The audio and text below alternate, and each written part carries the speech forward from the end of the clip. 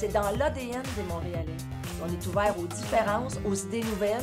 On accueille des gens de partout dans le monde qui arrivent avec leur bagage de créativité qui vient enrichir la nôtre. À la Conférence régionale des élus de Montréal, je préside une initiative qui s'intitule « Montréal, ville de savoir et d'innovation ». Nos partenaires et nous pensons que la créativité est une ressource précieuse et qu'il faut la mettre en valeur et la développer. Montréal possède déjà plusieurs atouts pour devenir une ville créative reconnue mondialement.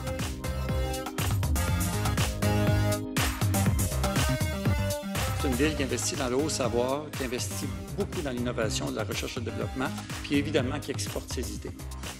Et idéalement, qui exemplifie tout ça dans son langage urbain tous les jours.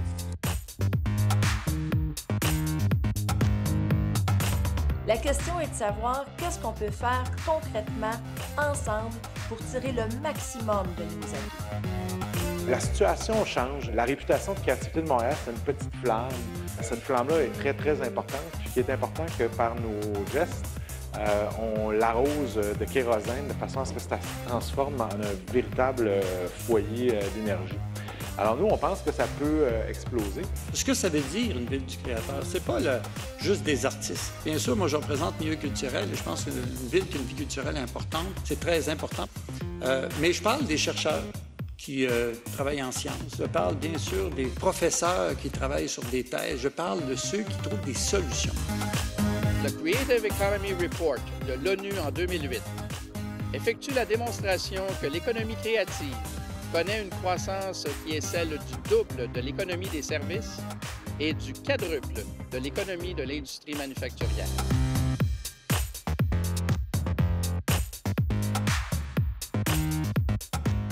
Cet avenir que les jeunes bâtissent chaque jour passe nécessairement par la créativité. Les villes aujourd'hui, les grandes industries se délocalisent, les villes doivent trouver des solutions, c'est-à-dire c'est des cerveaux, une ville maintenant. Alors quand on parle de ville du créateur, c'est ville du créateur dans tous les sens, dans le sens très large du patenteux à celui qui est en train de chercher un logiciel. On parle aussi d'une ville qui crée de la richesse, parce que les villes deviennent de plus en plus des grands moteurs économiques. Quelle que soit la façon dont on l'exprime, cité de créativité, cité de créateur, je pense qu'il commence à exister un consensus sur l'importance de cette notion-là, sur le fait que ça déborde l'univers de la culture et que ça peut vraiment diriger l'avenir de notre société. S'il faut réfléchir, il est aussi important d'agir. Je pense qu'il faut regrouper tous les acteurs de la créativité. On doit arriver à la conclusion que la créativité, c'est ce qui va être le moteur de Montréal. D'après ça, ce qu'on doit faire, c'est de se donner les moyens de faire rayonner partout dans le monde cette créativité. Ultimement, ce n'est pas le capital qui mène le monde, c'est les idées.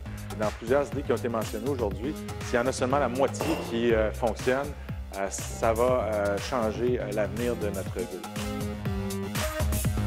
L'industrie des jeux vidéo, les arts du cirque, les arts numériques, le design, la recherche et le développement en sciences et en santé sont toutes des industries qui créent des dizaines de milliers d'emplois à Montréal.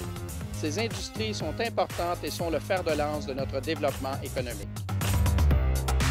Dans le cadre de la confection de son plan quinquennal, la CRI vous invite aujourd'hui à venir continuer d'enrichir cette réflexion déjà amorcée par les leaders du milieu sur la créativité.